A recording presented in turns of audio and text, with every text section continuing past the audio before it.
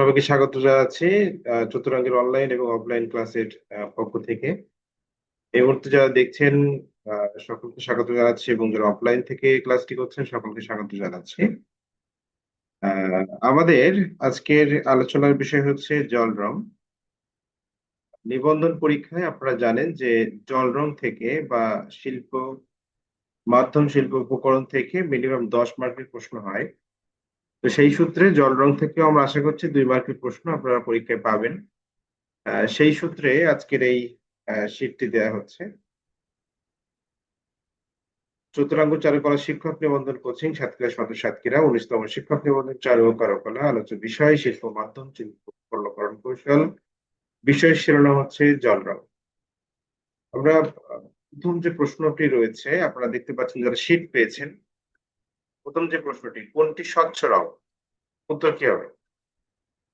উত্তর হবে জল রং। দেখুন এর ব্যাখ্যায় কি বলছে, স্বচ্ছতা, ট্রান্সপারেন্সি। জল রং স্বচ্ছ হয় তাই এটি কাগজের পৃষ্ঠের বর্ণ বা বুনো কাঠামো ফুটিয়ে তোলে। হালকা ও নরম টেক্সচার জল রং দিয়ে আঁকা ছবিতে নরম ও হালকা আবহ থাকে। তাহলে আমরা দেখে নিলাম যে জল রং হচ্ছে একটি স্বচ্ছ রং। যদি পরীক্ষায় পড়ে জল রং কি রং, তাহলে একটি জল রং হচ্ছে একটি স্বচ্ছ রং। এবং অস্বচ্ছ নিয়ে আমরা আলোচনা করবো, মানে স্টেপ বাই স্টেপ সেই আলোচনাগুলো রয়েছে। দেখুন, এটি পৃষ্ঠের বর্ণ বা বুনো কাঠামো, মানে কাগজের যে পৃষ্ঠের যে আকার রয়েছে বা যে রং রয়েছে, বর্ণ বলতে রংকে বোঝায়, বা বুনো কাঠামোকে ফুটিয়ে তোলে। এবং হালকা এবং নরম টেক্সচার জল রং দিয়ে আঁকা ছবিতে নরম ও হালকা আবহ থাকে।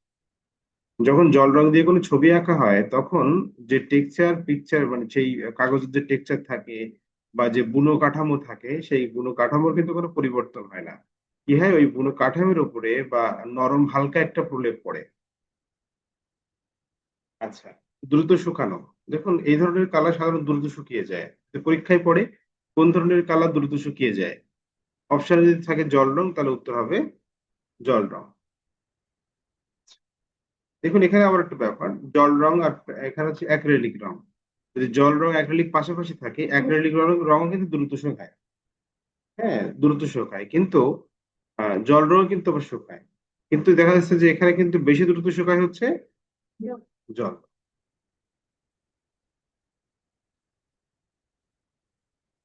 আর যদি জল রং না থাকে সেক্ষেত্রে অ্যাক্রিলিক করতে হবে।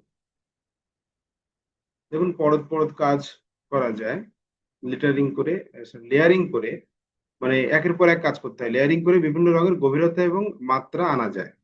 এখানে বিষয়টা হচ্ছে যে একের পর এক যখন আপনি কাজ করবেন, একটা ওয়াশ দেওয়ার পরে সেই ওয়াশটা শুকিয়ে যাবে, তারপর নতুন আরেকটি ওয়াশ আপনাদের সেই পৃষ্ঠে দিতে হবে। হ্যাঁ, মানে লেয়ার করে করে, মানে যখন যে প্রথম যে লেয়ারটা দেবেন সেই লেয়ারটা কিন্তু হালকা হবে, আবার যখন পরের লেয়ারটা দেবে সেটা আর একটু গাঢ় হবে।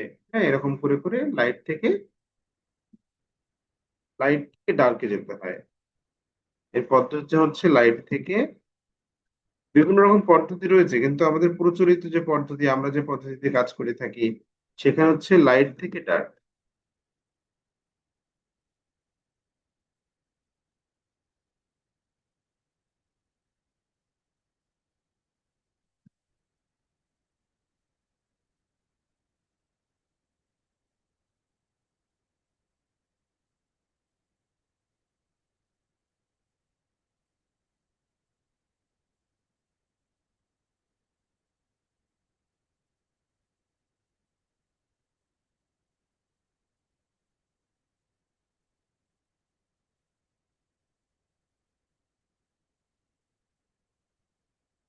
লাইট থেকে ডার্ক। এরপরে 2 নম্বর প্রশ্ন, ভ্রমণ শিল্পী, ট্রাভেলিং আর্টিস্ট পেইন্টিং এর জন্য কোন রং ব্যবহার করে থাকেন? যারা বাইরে ছবি আঁকতে বের হন, ভ্রমণ শিল্পী যারা, যেমন আমরাও বের হতাম, মানে দাদা জানে যে আমরা বের হতাম, কোন মাধ্যমটা বেশি প্র্যাকটিস করতাম বা কোন মাধ্যমে ছবি আঁকতাম, সেটা কিন্তু অবশ্যই অজানা নয়। সেটা হচ্ছে কি, জল রং। কারণ জল রংটা দ্রুত শুকায়, এই জন্য যারা ট্রাভেলিং আর্টিস্ট রয়েছেন বা যারা ভ্রমণ শিল্পী রয়েছেন, তাদের জন্য এটা খুব সহজ, কারণ খুব দ্রুত শুকায় বলে। ব্যাখ্যা, প্রাকৃতিক দৃশ্য, ল্যান্ডস্কেপ, ফুল, পত্র, পতাকা, জলছবি, স্কেচিং, ইলাস্ট্রেশন, কার্টুন, ডিজাইন, শিক্ষামূলক কাজে বহুল ব্যবহৃত হয়। দ্রুততার জন্য এবং সহজে বহনযোগ্যতার জন্য ভ্রমণ শিল্পী ট্রাভেলিং আর্টিস্ট জল রং ব্যবহার করত। তাহলে ভ্রমণ শিল্পীদের সবচেয়ে প্রিয় মাধ্যম কি? জল রং। ভ্রমণ শিল্পী যারা পেইন্টিং থাকেন বা ভ্রমণ শিল্পী পেইন্টিং এর জন্য কোন রং সবচেয়ে মানে কোন রং ব্যবহার করে থাকেন? জল রং। এরপরে দেখুন জল রঙের প্রধান বৈশিষ্ট্য কি?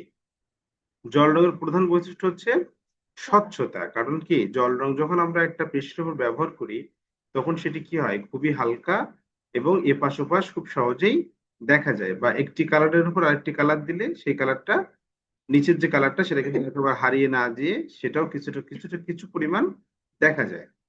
এই জন্য কালারকে স্বচ্ছ কালার বলা হচ্ছে। এবং অন্যান্য কালার যখন আপনি ব্যবহার করবেন তখন হাত দিয়ে দেখবেন যে হাতে কালার বেঁধে বেঁধে যাচ্ছে বা মসৃণ কম, কিন্তু ওয়াটার কালার যখন ব্যবহার করা হয় সেটা কিন্তু একেবারেই কি মসৃণ হয়। হাত টোটালি হাত মানে বাঁধে না, সুন্দর ভাবেই কিন্তু সেটা মানে ঘর্ষণ কম হয় হাতে আর কি। এরপরে জল রঙের প্রধান সরি ব্যাখ্যা হচ্ছে জল রঙের করণ কৌশল, ওয়াটার কালার টেকনিক্স। জল রং হলো এক ধরনের পানিভিত্তিক চিত্রকলা মাধ্যম। প্রশ্ন যদি হয় পানিভিত্তিক চিত্রকলার মাধ্যম হিসেবে কোনটি পরিচিত? জল রং, যেখানে রং এবং পানি দিয়ে বিভিন্ন ধরনের রঙিন আবহ এবং স্পর্শ সৃষ্টি করা হয়। রং, পানি দিয়ে বিভিন্ন রং, পানি দিয়ে বিভিন্ন ধরনের রঙিন আবহ এবং স্পর্শ সৃষ্টি করা হয় কোন মাধ্যমে? জল রঙে। মা কিছু বললে? মা? আচ্ছা। এই মাধ্যমের প্রধান বৈশিষ্ট্য হলো এর স্বচ্ছতা এবং হালকা ছোঁয়া, যা চিত্রকলাকে প্রাণবন্ত ও প্রাণময় করে তোলে।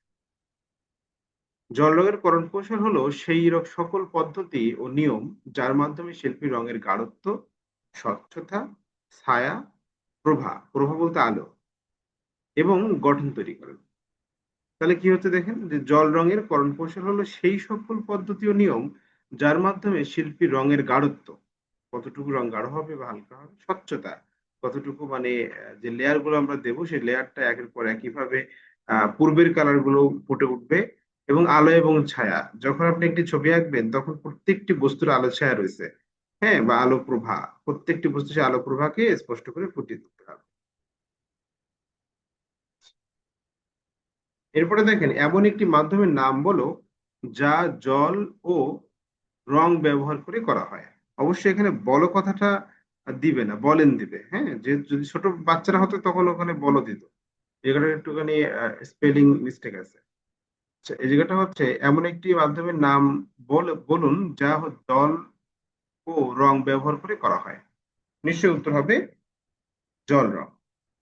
দেখুন ব্যাখ্যা, জল রং হচ্ছে একটি চিত্রকলার মাধ্যম যা প্রধানত জল ও রং ব্যবহার করে তৈরি করা হয়।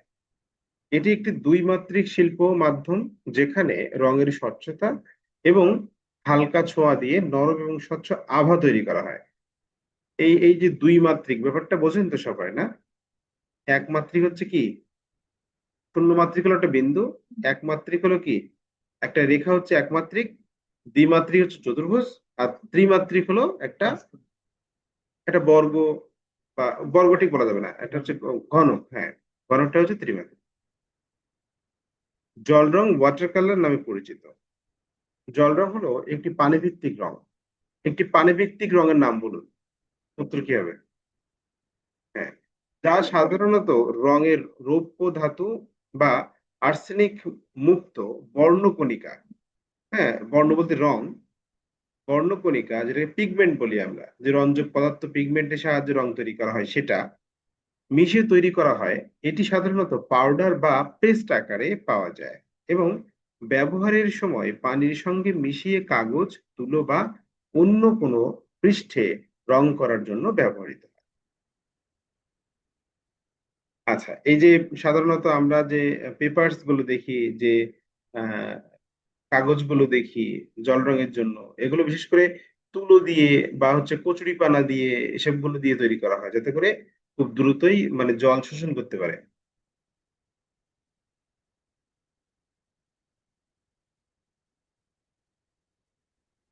এবার দেখুন, কাগজের উপর সরাসরি ভেজা ব্রাশ দিয়ে জল রং প্রয়োগ করার কোন কোন ধরনের কৌশল, জল রং প্রয়োগ করার কোন ধরনের কৌশল, এটা হচ্ছে wet on wet on dry. হ্যাঁ, ওয়েট অন ড্রাই যে কৌশল রয়েছে সেটা। তো এখানে এই যে ও দেয়া, এই জায়গাটা অনুস্বার হবে। হ্যাঁ, যখন রঙের হবে, একার যুক্ত হবে, তখন ও হবে, তার আগে অনুস্বার। ও কেউ লিখবেন না, অনুস্বার লিখবেন। আর যখন রঙের হবে তখন ও দেবেন। ওয়াশ কত প্রকার? ওয়াশ হচ্ছে দুই প্রকার ওয়াশ রয়েছে, পরবর্তীতে ব্যাখ্যা আছে, এটা ব্যাখ্যা দেখতে পাবেন। একবার রং শুকিয়ে গেলে তার উপর আরেকটি পাতলা রঙের স্তর ওয়াশ দেওয়া হয়, এতে রঙের কি হয়?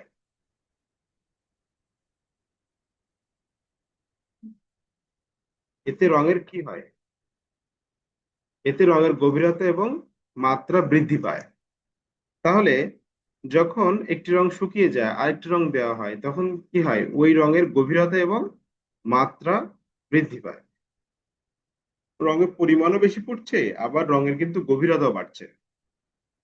এবার দেখুন, এই যে কিছু কৌশল রয়েছে, ওয়াটার কালারের কিছু কৌশল, সেই কৌশলগুলো নিচে দেওয়া আছে। 1 নম্বর কৌশল হচ্ছে কি?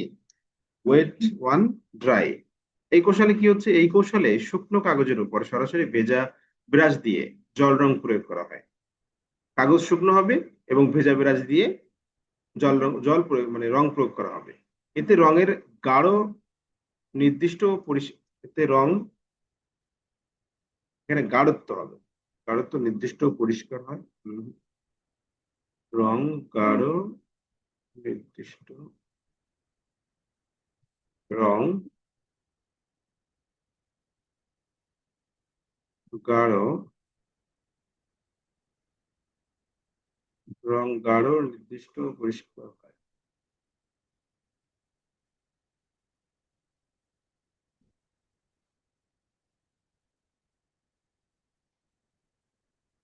এখানে এখানে একটু হবে মিস্টেক আছে, রঙের ঘনত্ব নির্দিষ্ট এবং পরিষ্কার হয়, ঘনত্ব হবে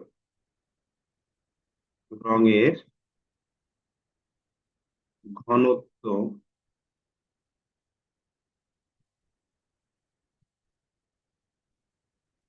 নির্দিষ্ট ও পরিষ্কার হয়, এবং ছবি পরিষ্কার ও সুগঠিত দেখায়। তাহলে কি হচ্ছে? যখন পেপার শুকনো থাকবে, তখন যখন মানে ভেজা ব্রাশ দিয়ে কাজ করা হবে, সেই সময় কি হবে? সেই সময় হচ্ছে রঙের ঘনত্ব নির্দিষ্ট, পরিষ্কার হয়, এবং ছবি পরিষ্কার এবং সুগঠিত দেখায়। ব্যবহার: বস্তুর স্পষ্ট রেখা, বিস্তারিত আকার জন্য। এখানে হ্যাঁ, দুইটা হয়ে গেছে, বিস্তারিত আকার জন্য। দেখেন আসলে কি, এই ওয়েট অন ড্রাই বা ওয়াশ পদ্ধতি বলি, বা আমরা হচ্ছে গ্রাজুয়েট ওয়াশ বলি, যাই বলি না কেন, সবই কিন্তু এগুলো কি পড়ার বিষয় না, এগুলো প্র্যাকটিস করার বিষয়। এগুলো প্র্যাকটিস করলে অটোমেটিক্যালি আপনি এই সিস্টেম সম্পর্কে ভালো রকম ভাবে জানতে পারবেন। কোথায় গেল শ্রুতিবতী?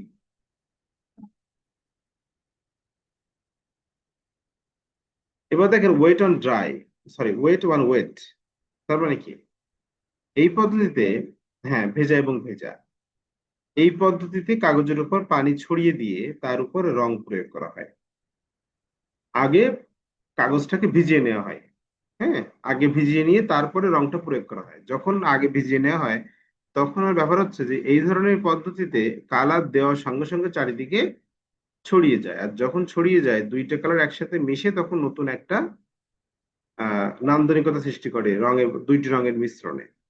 তখন আপনার একটা রঙের সাথে আরেকটা রং মিশাইতে হবে না, ও অটোমেটিক দুইটা কালার, একটা কালার একটার সাথে মিশে যাবে। এতে রংগুলো একে অপরের সঙ্গে মিশে যায়, ফলে নরম ঝাপসা স্বপ্নময় আবহাওয়া তৈরি হয়। তাহলে যখন ওয়েট অন ড্রাই পদ্ধতিতে কাজ করা হবে, তখন কিন্তু কালার অতটা মানে নরম না হলেও ওয়েট অন ওয়েটে অবশ্যই নরম হয়।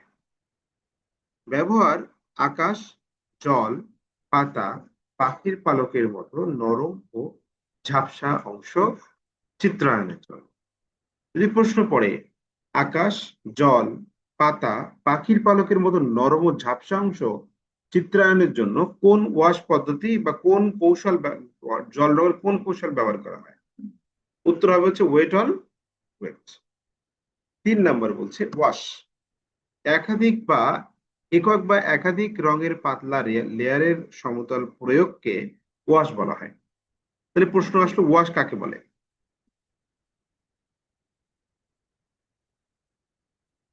হ্যাঁ, একক বা একাধিক রঙের পাতলা লেয়ারের সমতল প্রয়োগকে ওয়াশ বলে। তাহলে কি হচ্ছে যে একক বা এক বা একাধিক, এখানে একক বা একাধিক না লিখে এক বা একাধিক দিয়ে ভালো। ঠিক আছে, একক কেটে দিই, এক দিই। হ্যাঁ, একক মানে হচ্ছে এক, তবে একটা দিলে কথা শুনতে ভালো লাগছে। এক বা একাধিক রঙের পাতলা লেয়ারের সমতল প্রয়োগকে ওয়াশ বলা হয়। ওয়াশ দুই প্রকার, একটা হচ্ছে গ্রাজুয়েট ওয়াশ আর একটা হচ্ছে ফ্ল্যাট ওয়াশ। গ্রাজুয়েট ওয়াশটা কি? যেখানে রং ধীরে ধীরে হালকা থেকে গাঢ় হয় বা উল্টো। আবার দেখা যাচ্ছে ফ্ল্যাট ওয়াশটা কি? যেখানে পুরো পৃষ্ঠে একই মাত্রার রং থাকে। মানে ব্যাপারটা হচ্ছে ওয়াশ পদ্ধতি দুইটা। একটা হচ্ছে যে হালকা থেকে ধীরে ধীরে কি হবে, গাঢ় হবে। আরেকটা পদ্ধতি কি? আরেকটা পদ্ধতি হলো একই মাত্রায়, মানে পুরোটা জায়গা জুড়ে মাত্রাটা একই রকম থাকে। ঠিক যেমন যখন আমরা টিভি দেখি, ওই টিভির উপরে যদি একটা রঙিন গ্লাস দিয়ে দেওয়া হয় না, মানে সব একই রকম কালার মনে হচ্ছে সব জায়গাতে। তো ওই ব্যাপারটা হচ্ছে ওরকম, মানে সব জায়গাতে একই রকম গাঢ়ত্ব ঘনত্ব প্রায় একই রকম দেখা যাবে, পরিবর্তন কম হবে। হ্যাঁ, লাইট থেকে ডার্ক, ডার্ক থেকে লাইট, এই ব্যাপারটা কম আসবে। এরপরে ড্রাই ব্রাশ। এই পদ্ধতিতে ব্রাশে খুব সামান্য পানি নিয়ে শুকনো কাগজে রং প্রয়োগ করা হয়। এতে টেক্সচার ও সুনির্দিষ্ট রেখা পাওয়া যায়। দেখুন, এই যে ড্রাই ব্রাশের সাথে আরেকটা কৌশলের মিল আছে। কোন কৌশল বলেন তো? হ্যাঁ, ওয়েট অ্যান্ড ড্রাইয়ের মিল আছে। কাঠের টেক্সচার, শিকড়, ঘাস, পতঙ্গ, মানে যেমন একটা কাঠ আঁকি, কাঠ আঁকতে গেলে কাঠের যে টেক্সচার গুলো থাকে না, উঁচু নিচু অংশ, হ্যাঁ, তারপরে গাঢ় হালকা অংশ, এইসব গুলো দেওয়ার ক্ষেত্রে এই ধরনের পদ্ধতি বিশেষ ভূমিকা পালন করে। শিকড়, গাছের যে শিকড় হয় এগুলো, তারপরে ঘাস, হ্যাঁ, পতঙ্গ, এসব গুলো করতে গেলে তখন এসব গুলো এই ধরনের কৌশল প্রয়োগ হয়। লিফটিং, এখানে ছবিতে প্রয়োগ করা রং আংশিক বা সম্পূর্ণ তুলে নেওয়া হয়। সাধারণত ভেজা অবস্থায় স্পঞ্জ বা শুকনো কাপড় দিয়ে শুকনো অবস্থায় গাম ও জল রঙের কিছু অংশ মুছে ফেলা যায়। ব্যবহার আলো বা হালকা অংশ তৈরি এবং ভুল সংশোধন এবং বিশেষ প্রভাব আনার জন্য। আপনি তো ঠিক মতো বুঝতে পারেন, চিন্তা হচ্ছে নাকি আপনার? আপনি তো বসতে পারছেন না বাচ্চাদের জন্য, মানে এখানে বসে রয়েছে। ও তাই, এখানে ভিতরে এসে তো বসতে পারে, ওই পাশে নিয়ে বসায় রাখলেন, নাকি আপনার ভুল ধরবে?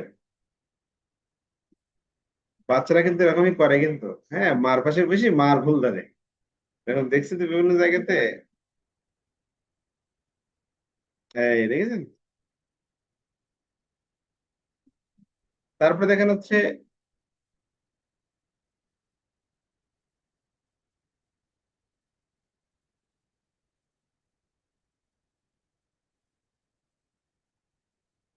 এটা দেখেন, গ্লেজিংটা দেখেন, সেটা আছে হচ্ছে একবার রং শুকিয়ে গেলে তারপর আরেকটি পাতলা রঙের স্তর দিয়ে ওয়াশ করা হয়। এত মানে এত গভীরে যাবে না। হ্যাঁ, এত গভীরে যাবে না, ওই প্রথম থেকে ড্রায়াল, ওয়েট অ্যান্ড ড্রাই বা ওয়েট অ্যান্ড ওয়েট, হ্যাঁ, এই ধরনের পদ্ধতিগুলোর মধ্যে থেকে আসা সম্ভব বেশি। না, তখন পদ্ধতি আলাদা। এখানে কি বলছে, একবার রং শুকিয়ে গেলে তার উপর আরেকটি পাতলা রঙের আহ স্তর ওয়াশ দেওয়া হয়। ওয়াশ পদ্ধতিতে আসলে আমরা যখন কাজ করতাম তখন হলো এই ওয়াশ পদ্ধতিটা, যখন একটা কাজ আপনি করবেন, করার পরে মনে করেন পেজটাকে পুরো ভিজায় নিতে হবে। নিয়ে একটা কাজ করার পরে ওই যে যেরকম কাপড়ে যেরকম রং দেওয়া হয় না, যেরকম একটা রং দিয়ে তুলে নিয়ে চুবাই, আর একটা রঙের সাথে আবার চুবানো হয় আর একটা ইসের মধ্যে, জালের মধ্যে, বা এরকম। এই পদ্ধতিটা অনেকটা ওরকম, মানে একটা কাজ করে নেওয়ার পরে ওর উপরে নতুন করে নতুন একটা আবার একটা রঙের একটা স্তর দেওয়া, আবার একটা ওয়াশ দেওয়া, এরকম একটা ব্যাপার। তারপরে হচ্ছে স্কেচিংটা দেখেন, ভেজা বা শুকনো অবস্থায় রঙের উপর নখ বা ধারালো যন্ত্র দিয়ে আঁচড় দিয়ে রেখা তৈরি করা হয়। এবার ব্যবহার হচ্ছে সূক্ষ্ম রেখা, টেক্সচার, পাতা ও ঘাসের জন্য। তাহলে হচ্ছে যখন সূক্ষ্ম রেখা বা টেক্সচারের কথা বলবে তখন কি হবে? হ্যাঁ, এটা হচ্ছে স্ক্র্যাচিং হবে, তাই না? ওই জায়গাটা হচ্ছে একটা রেপ বাদ আছে, স্ক্র্যাচিং হবে। এটা ইংরেজি বানান, ইংরেজি বানানে ঠিক আছে দেখেন। রফলা বা রেপ দিলে, রফলা দিলেই ভালো হয়। হ্যাঁ, রফলাই হবে, রফলা বাদ আছে।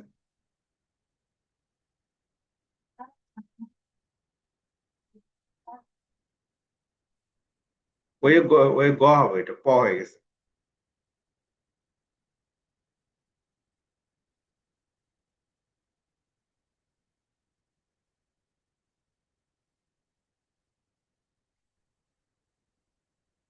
তারপরে দেখেন গ্রেডিয়েন্ট যেটা আছে, রঙের গাঢ় থেকে হালকা বা উল্টো দিকে পরিবর্তনকে গ্রেডিয়েন্ট বলা হয়।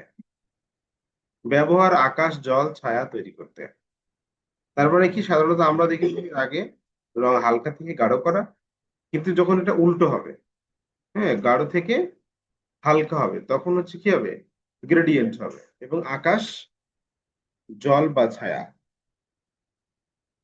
এরপরে দেখেন, জল রঙের উপকরণ কোনটি? ক্যানভাস প্যাড, ক্যানভাস কাপড়, নাকি water colour paper? Water colour paper. আরেকটা হবে কিন্তু এখানে, যদি হ্যান্ডমেড পেপার থাকে। যেহেতু এখানে হ্যান্ডমেড পেপার নেই, এই জন্য ক্যানভাস প্যাড তো হবেই না, কারণ ওখানে ক্যানভাস প্যাডে তেল রং করতে হয়। আর ক্যানভাস বলতে কাপড়ের তৈরি, যেটাকে সাধারণত তেল রং বা অ্যাক্রিলিক রং করা হয়। আর কাপড় তো বুঝতেই পাচ্ছেন, কাপড়ে তো আর ওয়াটার কালার করাই যাবে না। দুটো থাকবে না একসাথে। আর যদি একসাথে থাকে তাহলে সেই ক্ষেত্রে কোন রঙের, জল রঙের উপকরণ কোনটি, তখন এক বা একাধিক উত্তর হবে। যদি এরকম থাকে তাহলে লাস্টে দেবে যে উপরের সব কয়টি, বা এরকম কোনো কিছু দিয়ে দেবে, এরকম দুটো একসাথে থাকবে না। হুম। তারপরে দেখুন কাগজ। তারপরে কি বলছে যে ব্যাখ্যা, রং সাধারণত পিগমেন্টের মিশ্রণে গাম বা বাইন্ডার থাকে। এই পিগমেন্টের সাথে যেরকম আমরা পানি মিশিয়ে যেরকম বা জল মিশিয়ে যেরকম পাতলা করি না, এর সাথে কিন্তু গাম, গাম থাকে, গাম মানে আঠা, যে রংটা ওই পেজের সাথে সুন্দর আটকে থাকবে, সেটা হচ্ছে গামের এই ভূমিকার জন্য।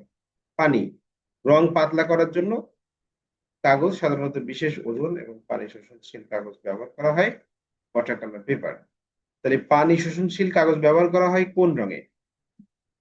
জল রঙে। জল দিয়ে হালকা করা হয় বা পাতলা করা হয় কোন রং? জল। গাম বা বাইন্ডার কিসের সাথে মিশ্রণ থাকে? পিগমেন্টের সাথে। তুলি, নরম ব্রাশ বা স্পঞ্জ ব্যবহার করা হয়। হ্যাঁ। না, গাম বা বাইন্ডার হিসেবে, বা গাম বা বাইন্ডার হচ্ছে এখানে মিশ্রণ থাকে হচ্ছে পিগমেন্টের সাথে। আর জল তো আর ওর সাথে মিশ্রণ থাকে না।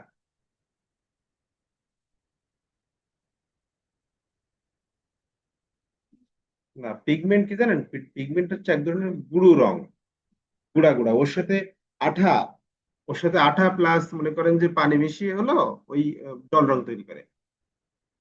মানে পিগমেন্ট বলতে সাধারণত এক ধরনের গুঁড়া রং। এই জল রঙের উপকরণ বলবেন পিগমেন্ট? না, জল রঙের উপকরণ পিগমেন্ট বলা যাবে না। জল রঙের উপাদান বলতে পারেন, পিগমেন্ট বলতে পারবেন না।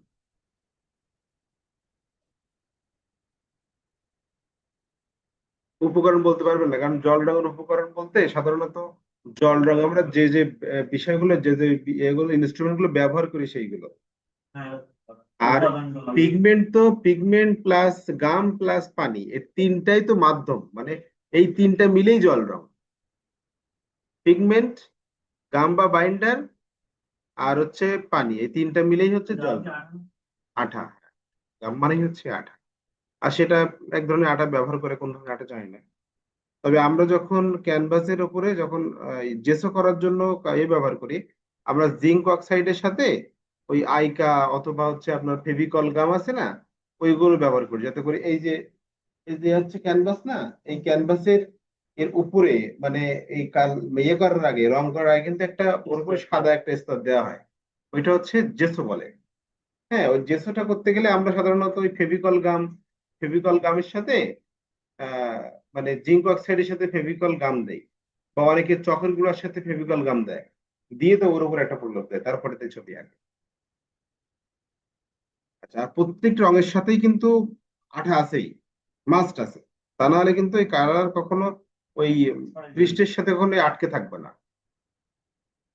রঞ্জক পদার্থের সঙ্গে জল মিশিয়ে রং যে যে রং তৈরি করা হয় হবে,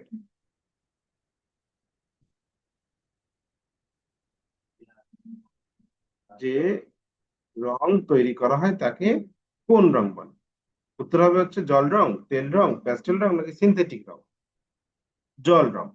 ব্যাখ্যা বলছে দেখেন, ইংরেজি প্রতিশব্দ ওয়াটার কালার শব্দটির অর্থ ওয়াটার প্লাস কালার, অর্থাৎ জল, জল রং।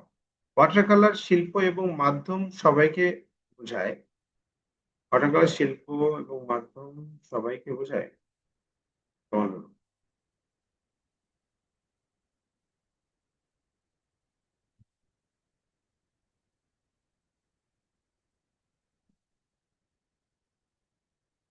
সবারই জানা হবে, সবারই জানা। আর জল রং শিল্প এবং মাধ্যম সবারই জানা, এটি এমন এক ধরনের কর্ম পদ্ধতি, রঞ্জক পদার্থের সঙ্গে জল মিশিয়ে রং তৈরি করা হয় এবং তা কাগজে বা অন্যান্য মাধ্যমে ব্যবহার করা হয়। জল রং বা ওয়াটার কালার হলো একটি চমৎকার মাধ্যম, যা স্বচ্ছতা এবং উজ্জ্বল রঙের জন্য পরিচিত। তারপরে দেখেন, বিশুদ্ধ ও সম্পূর্ণ স্বচ্ছ রং কোনটি? স্বচ্ছ জল রং, তেল রং, অ্যাক্রিলিক রং, না ওয়াশ? স্বচ্ছ জল রং। স্বচ্ছ জল রং, ট্রান্সপারেন্ট ওয়াটার কালার, এটি হলো বিশুদ্ধ জল রং। এখানে রং সম্পূর্ণ স্বচ্ছ থাকে এবং নিচের স্তর দেখা যায়। এটি সাধারণত কেক বা টিউব আকারে পাওয়া যায়। যদি প্রশ্ন পড়ে যে জল রং বাজারে কি আকারে পাওয়া যায়, কেক বা টিউব আকারে বাজারে পাওয়া যায়। এবং আরো প্রশ্ন আসতে পারে যে কোন রঙে নিচের লেয়ার বা নিচের স্তর দেখা যায়। প্রশ্ন এরকম ভাবে হতে পারে যে নিচের স্তর বা নিচের লেয়ার দেখা যায় কেন, মানে জল রঙে উপর নিচের স্তর বা নিচের লেয়ার দেখা যায় কেন? উত্তর হবে স্বচ্ছতার কারণে বা ট্রান্সপারেন্সির কারণে। এটা ইংরেজিও পড়তে পারে, বাংলাও পড়তে পারে।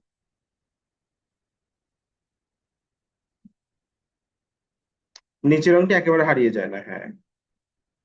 ফার্স্ট ওয়াশ যেটা দেওয়া হয়, ফার্স্ট ওয়াশ, সেকেন্ড ওয়াশ বা থার্ড ওয়াশ, তিনটা ওয়াশের মাধ্যমে কাজ করা হয়। এই তিনটা যে ওয়াশ দেওয়া হয়, এই তিনটা ওয়াশের প্রথম ওয়াশটা কিন্তু অবশ্যই থেকে যায়। রংকে অস্বচ্ছ করার জন্য কি ধরনের রংকে অস্বচ্ছ করার জন্য কি ব্যবহার করা হয়? উত্তর হচ্ছে চকের গুঁড়া। এবং এই চকের গুঁড়া না, এবং রংকে অস্বচ্ছ করার জন্য কিন্তু সাদা রঙও ব্যবহার করা হয়। দেখবেন ওয়াটার কালারের যে বক্স আছে না, ওখানে সাদা রং আছে, মেইনলি কিন্তু সাদা রং কাজে লাগে না।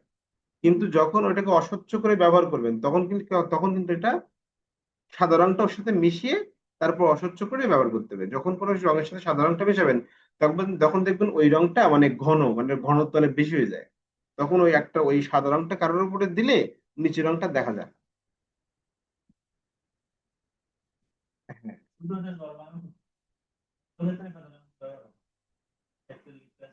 এখানে কি মানে, স্যার? হ্যাঁ স্যার। স্যার ভিতরে আসেন স্যার। ও তালা মারা।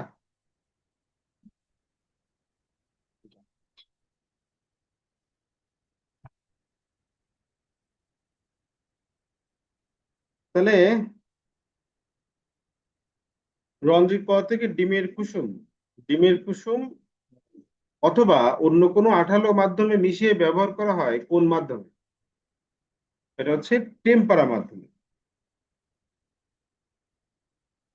এবার এখানে অস্বচ্ছ রং, স্যার। হ্যাঁ স্যার আসেন।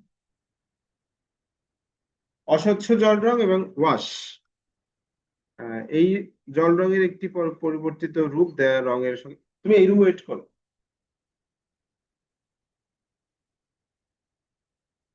আচ্ছা এবার দেখেন, এই যে অস্বচ্ছ দুইটা পদ্ধতি দেওয়া আছে, গুয়াশ এবং টেম্পারা, এগুলো আপনারা নিজেরা পড়ে নেবেন। যেহেতু টাইম প্রায় শেষ, এজন্য আর লাস্ট এটা পড়ে নেবেন, সমস্যা থাকলে আগামী দিন এসে বললে তখন দেখা যাবে। তো আজকে এই ক্লাসটা এই পর্যন্তই। আর পরবর্তীতে আমি আমের বিষয়টা একটু দেখিয়ে দেবো, আপনারা বাসাতে প্র্যাকটিস করে নেবেন। ওকে।